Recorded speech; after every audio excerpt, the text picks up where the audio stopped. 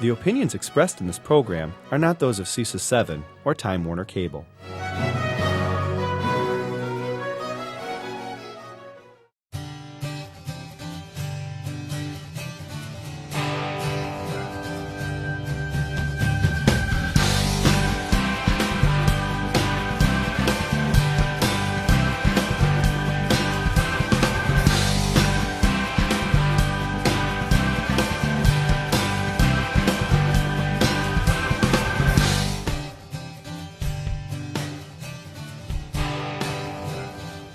What's your tomorrow?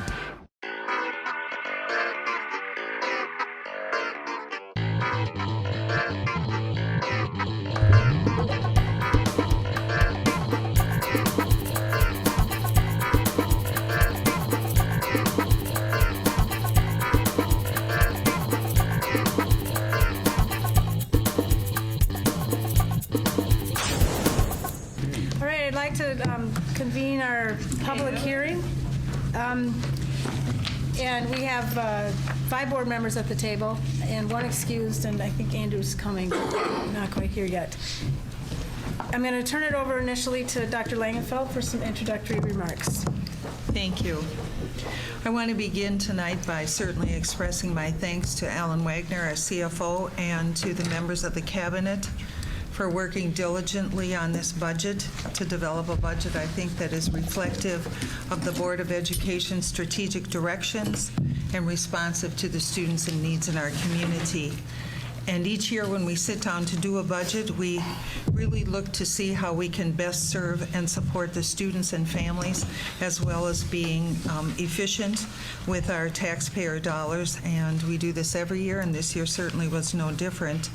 I think over the years, our task continues to be more and more challenging each year as we address the growing student needs, coupled with federal and state mandates that often come to us with no additional dollars attached. And so this year, when you examine the budget, you'll see that we have added a number of positions to address our growing student enrollment. Class sizes, as you know, with the SAGE program with our students, we cannot exceed 18, and so in some of our buildings, when we reach 19 and 20, we have to split those classes, and so while we are enjoying nice class sizes of 10, it isn't always, we have to add additional staff. In order to provide greater options and customized pathways for our students, as you know, we opened the Leonardo da Vinci School, which required a few more resources to support our gifted and talented, both from a staffing and a resource perspective, and also got some efficiencies as we brought students together to the Dr. Rosa Manoka Hill School, but there were some pieces involved with that in terms of cost. And then obviously with the growing number of state and federal mandates, we've addressed those in a variety of ways, looking at things like increased dollars for educator effectiveness to make sure that we have the resources and supports in place so that we can deliver that. In our response to interventions, recognizing that we need to support our growing needs of students. We have added math interventionists, and we also are seeing growing numbers of physical health needs for kids and special education needs and mental health needs as well. So, and transportation is another area. McKinney-Vento, for example, the number of homeless students continues to grow. But from a very exciting perspective, we have many wonderful things happening as we strategically place our dollars. We've expanded the Fine Arts program. We have Baylink Manufacturing up and running. We have obviously new schools and facilities to support varied learners' needs. And technology continues to grow. We're excited that we had some fiscally responsible decisions creating a stronger ring of fiber for our schools, and we're connecting with Brown County, and obviously I'm excited about that, and we're well positioned, for example, with our technology around smarter balanced assessment. So a lot going on right now here in the district, but our budget should be reflective as we move forward. So. All right. Thank you, Dr. Langenfeld. Then Alan Wagner is going to give us the updated numbers from our third Friday count and the things that have changed due to that. Should have a budget change analysis form document that was sent out on Friday. Eddie, what is it just showing what the dollar amounts were for the approved budget on October 6th versus where we are now on October 27th, the budget numbers that are currently, that you will be looking to adopt tonight. The revenue changes, some of the things that we didn't know on October 6th, whether, the student count, equalized values, equalized aid, and some other items. The equalized state aid increased $185,000 since October 6th. And again, remembering the equalized aid increasing, all that doesn't give us additional revenue, but it lowers the general fund debt service levy, or the general fund levy, I'm sorry. The computer aid revenue, kind of an interesting revenue in that in the past, corporations, businesses were taxed on their computer equipment. And when that computer equipment became exempt from the tax roll, the state put together a computer aid revenue that the districts get to offset that tax money that no longer was coming through the computers.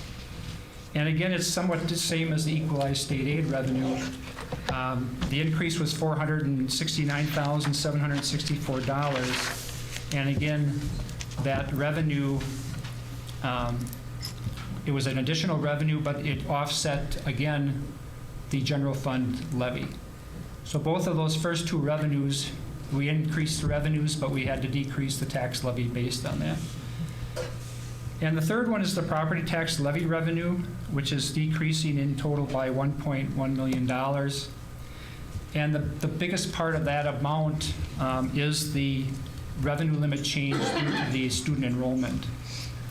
When we calculate the revenue limit, we base it on the third Friday count. When we revise it, we base it on what our final numbers were. And because our student count decreased, it lowered the amount of the revenue limit, which then again lowered the amount of the tax levy. So when we're looking at the three changes, the total change in the general fund revenues, or total change in total revenues, is $481,000 reduction in revenues. Alan, Yeah. could you clarify, you just said something about student enrollment decreased, when in fact it increased, But not as much as not as anticipated. much. The increase in students was roughly 127 students this year. Okay. In the past, we have seen in the past 3 or 4 years, numbers that are in the high 200s, low 300s.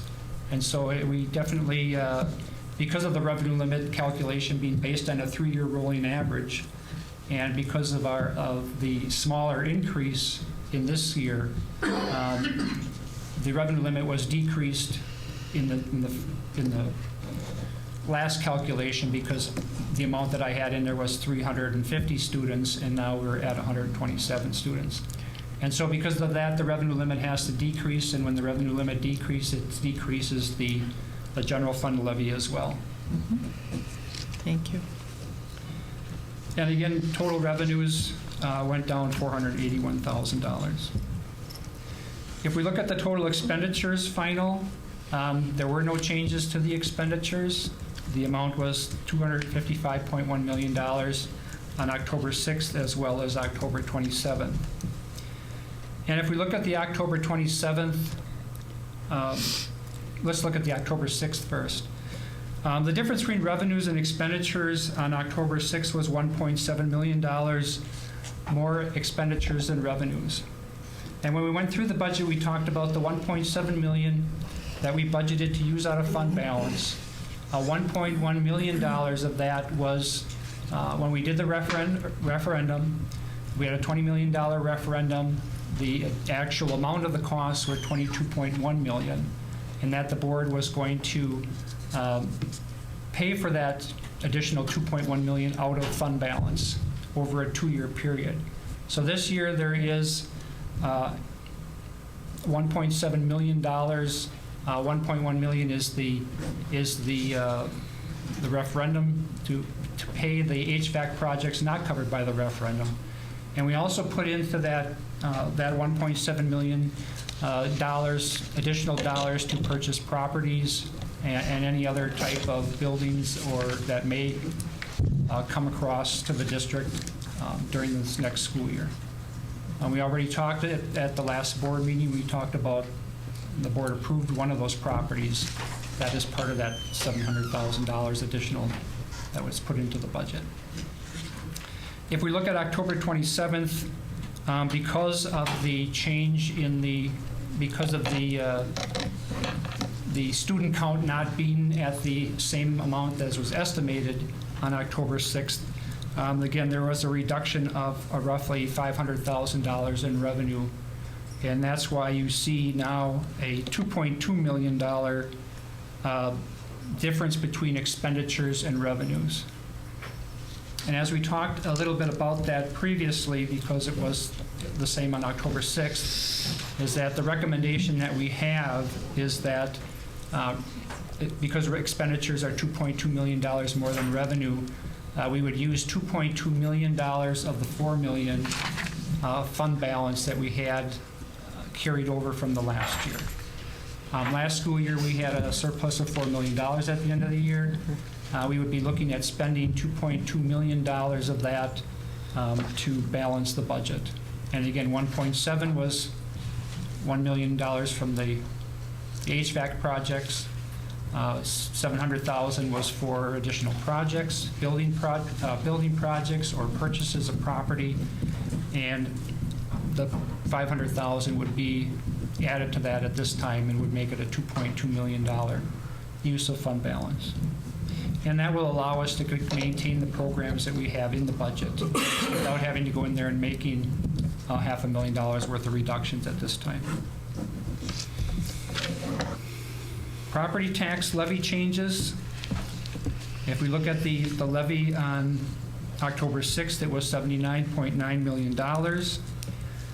If we look at the levy amounts on October 27th, the total is again $79.9 million. You'll notice that the general fund levy went down. Part of that was again due to the changes up above. We added an additional amount to the debt service fund. The reasoning for that additional levy for the debt service, in our continued discussions with Robert W. Baird and Mike Clark, we are looking at adding that $1 million to the levy that we will use to pay off future debt. So by adding the $1 million, we will likely save roughly $500,000 to $600,000 by paying off the debt early. And that's what those additional dollars will be used for. And it's something that we have done for a lot of years since I've been here, that we have tried to balance the levy, to try to keep the same levy and not have peaks and valleys in it by taking advantage of, again, paying off debt ahead of time. The Community Service Fund, the levy is the same for both October 6th and October 27th. And again, we lowered the Community Service Fund levy this year. We used some of the fund balance from previous years for the Community Service Fund to lower the amount, and then also lowered the tax levy amount. And so we have a levy that is flat, the same amount as it was last year.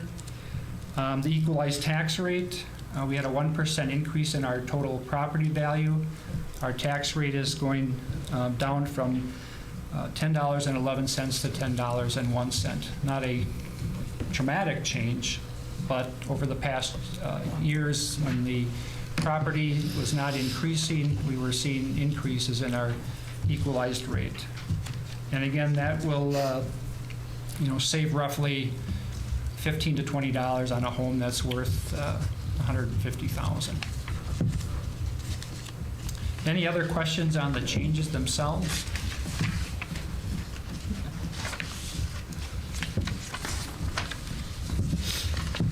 We should reserve our comments for after the public comments, correct? Yeah. Okay. Are there any other comments or questions before we move on to the public comment section? All right, we'll move to the public comment section of the meeting. This is a chance for, excuse me, members of the community to speak before the board regarding the budget. And I have one person that's filled out a form, but there will be opportunity if there's anyone else here that would like to speak. So I'll call up Rod Goldon.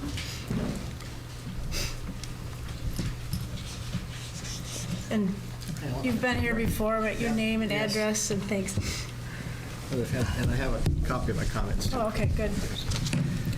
Good evening. My name is Rod Goldhahn. I live in the district at 310 Traders Point Lane, and I'm an officer with the Brown County Taxpayers Association. Tonight, I'd like to comment on two pieces of the budget. The first concerns the Community Service Fund, or Fund 80, which has a proposed budget of over $2.8 million. It's our opinion that the majority of the programs and the majority of the spending in this fund should be funded through the general fund, or Fund 10. And funding these programs through Fund 80, in our opinion, is a violation of state statute and is contrary to DPI guidance. And so the result is an additional $2.8 million directly borne by the taxpayers without the protection of the shared revenue controls. The second area concerns maintenance and repair spending for district facilities. From the executive summary, I was unable to discern this year's budgeted amount. I believe last year $3.5 million was budgeted for that, and so I assume that a similar amount was budgeted this year. I believe that's not sufficient in poor stewardship of the buildings. District staff has reported maintenance spending levels of $6 million a year in the mid-2000s, and that was cut to $660,000 prior to the 2010 referendum. After public outcry in conjunction with that referendum, the maintenance budget was increased to $3.5 million prior to the last referendum. Your own projections say you need $3 to $5 million a year to properly maintain the facilities, and that was before the additions of more properties, so I believe that's low, which you need on an annual basis. So the result in continuing to underfund maintenance will be facility deterioration and the need to come back to the taxpayers in a couple of years with yet another referendum. So with a proposed budget of $255 million and continued increases, surely you can find money in that budget to allocate more to maintenance to maintain the facilities that we have within our district. Thank you. All right, thank you. And is there anyone else who would like to speak before the board this evening? Seeing none, we will close the public comment section of the meeting. And I'll open it up again to board members if there are questions or comments. Go ahead, Mike. Alan, I'd like you to expand a little bit for the public's benefit on the difference between general aid, equalized aid, and categorical aid, and how and if we're able to use that money. The biggest general aid, again, is the equalization aid, which, again, was, I believe, $130-some billion this year, an increase of $6 to $7 million. And again, it's based on the property value per student within the district is the main calculator in that amount. You saw districts across the state, some actually having a 15% reduction because of their property value per student being so high. And again, that is part of the revenue limit calculation, and it does the equalized aid is only there to lower the property tax levy. It does not provide the district any additional dollars. If we look at the categorical aid revenues, which would include the special education, the ELL, the federal dollars for special education as well, the percentages continue to go down every year. Special education, for instance, when I started here, it was 63% reimbursement. And right now we're down to close to 22%. It's to the point where our expenditures increase every year. The percentage we get back from the state, we get the same revenue. The revenue amount really doesn't change because the expenditures continue to increase, and the percentages that we get reimbursed continue to decrease. And so we really are not gaining at all on the revenue side. And we know that in the IDA grants, that percentage, and Mike maybe have a better idea of the number, what it was supposed to be at one time, but around 40 to 45%, I think, was the federal funding level, and we're nowhere near that. The ELL revenue, we get roughly $1 million for ELL, and it is the same as special education. The percentage, the costs continue to increase, the percentage keeps go down, and we keep getting the same amount of revenue every year, even though the costs continue to increase. Yeah, and I'd also like to point out that we are severely restricted in the amount of money that we're able to spend per pupil. 4 or 5 years ago, that amount was, I believe, $280, and the formula was that would increase every year by the Consumer Price Index. 3 years ago, that was not only decreased, but it was minus $300 per pupil, correct? Correct. Which resulted in a loss of $580 per pupil over the previous year.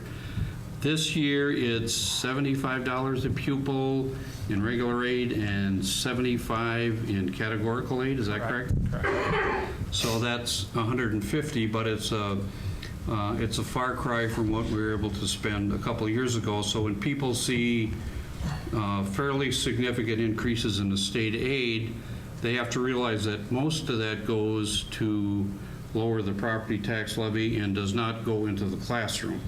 I mean, that's good news for taxpayers, but it increasingly puts more pressure on school districts when they're not allowed to increase the amount of money that we spend per pupil, especially districts like ours that have a higher than average percentage of high-need students, the special education students whose English is not their first language, and students coming from poverty. So that is an increasing burden on public school districts across the state.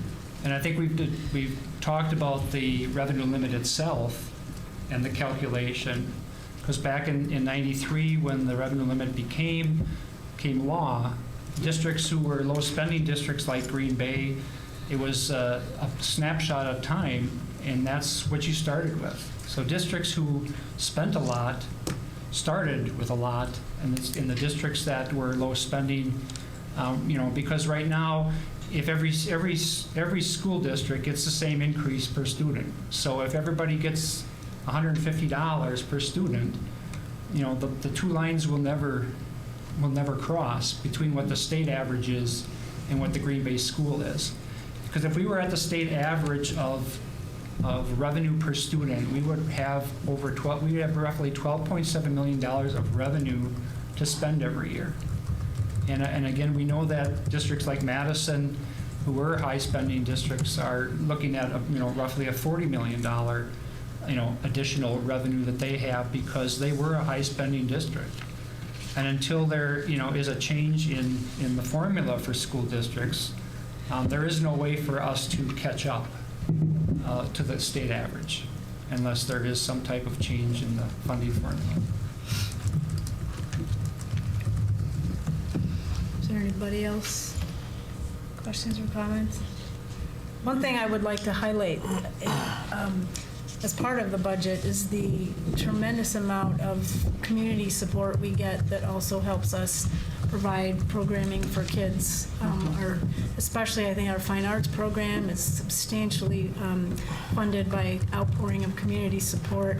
Our Da Vinci School and also Baylink Manufacturing more recently had a tremendous amount of support. The Baylink Manufacturing was supported by NWTC and NEW Manufacturing Alliance and our district, so it really was a community effort. And I just think it's really a sign that the community is really starting to value and see the importance of public education for our community and are looking for ways to support us. And in those examples that I've given, they've supported us financially and also with in kind and technical knowledge and all sorts of things. So that's, I just wanted to point that out. All right. Can I just make go ahead. one more comment? Public may wonder why our estimate on student enrollment was off by a couple hundred students. And I think every school district in the state is faced with this challenge. And it's even a greater challenge for school districts that approve their budget after hearings in the summer. In July, they have to base their budget, their revenue, based on what they think their student enrollment would be. And that is, I think Alan made a good guesstimate based on the past couple of years. It was low. I mean, it was too high, so we had to adjust that.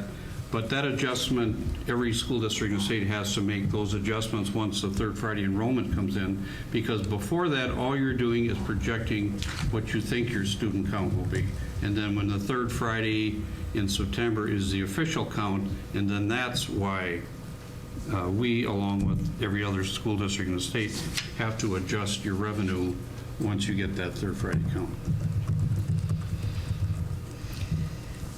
All right, now I would entertain a motion to adjourn this part of our meeting tonight, the public hearing. So moved. Second. All in favor? Aye. And then I'd like to open, the next part of our meeting is our special board meeting. We have two motions to consider, and I'll begin by offering Dr. Langenfeld the floor again. Thank you. Usually I don't take it twice, but I will.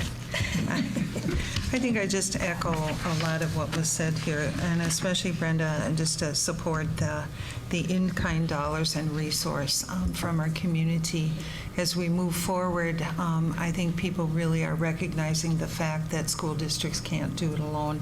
And so, especially here in Green Bay, when we have extraordinary students with unique needs, that our community really has recognized that and wrapped their arms around different initiatives. Achieve Brown County coming forward just recently, and a lot of investing. I think it's what people recognize is that if we don't invest in our children, we won't have a future. And that's the piece that as we sit down and look at each budget each year, we look at every dime and try to figure out what is the best way we can invest so we can create multiple pathways for student success based on the strategic directions that you have provided us and guidelines. And again, you know, I wish we had that 12 million just to get to the state average. But at the same time, we have to be very mindful that in order to provide our students with what they need to be 21st century learners, we have to have ways for students to engage in different kinds of opportunities, and particularly serving in a school district where over 12,000 students qualify for free and/or reduced lunch. We know that access is not always available to each and every one. So we thank our community for recognizing that and partnering with us, and we look forward to further conversations, I think, with our local legislators, and have had some in terms of just bringing us up to a state average. That would be nice. So, thank you. I will then entertain the first motion. I move that the resolution for revenue limit exemptions for energy efficiencies as presented be approved. Second. Last October, we utilized the revenue limit exemption for energy projects. The board approved $4.3 million for projects, and those were for, the majority of it was for the Da Vinci School. The remainder of it was for the first phase of the district office building. During the year, we spent $2.3 million of the $4.3 million. And so at this point, we need a new resolution for this school year to spend the remaining $2 million in 2014-15. Are there any questions? Sandy? Jeffers? Aye. Maloney? Aye. Warren? Aye. Blackout? Aye. Becker? Aye. Franz? Aye. Carried 6-0. I'll entertain the next motion. I move that the 2014-15 approved budget as modified be adopted. Second. I assume nobody has any other questions at this point? Right, Sandy? Franz, Aye. Becker. Aye. Blackout. Aye. Warren. Aye. Maloney. Aye. Jeffries. Approved 6-0. And I've said this before, but this is a huge endeavor, something that we work on throughout the entire year. Alan's already started the process for budgeting for next year.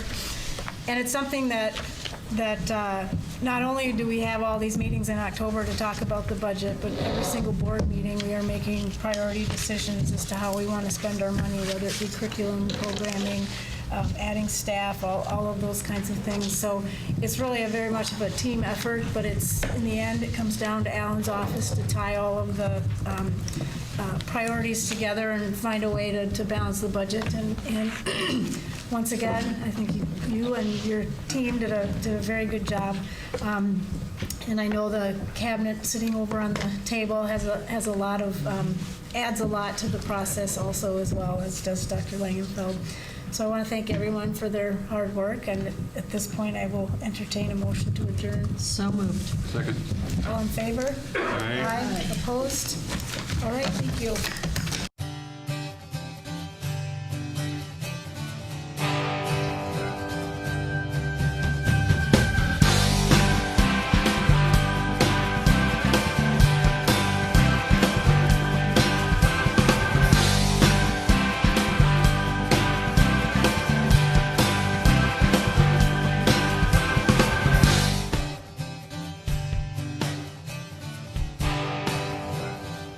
What's your tomorrow?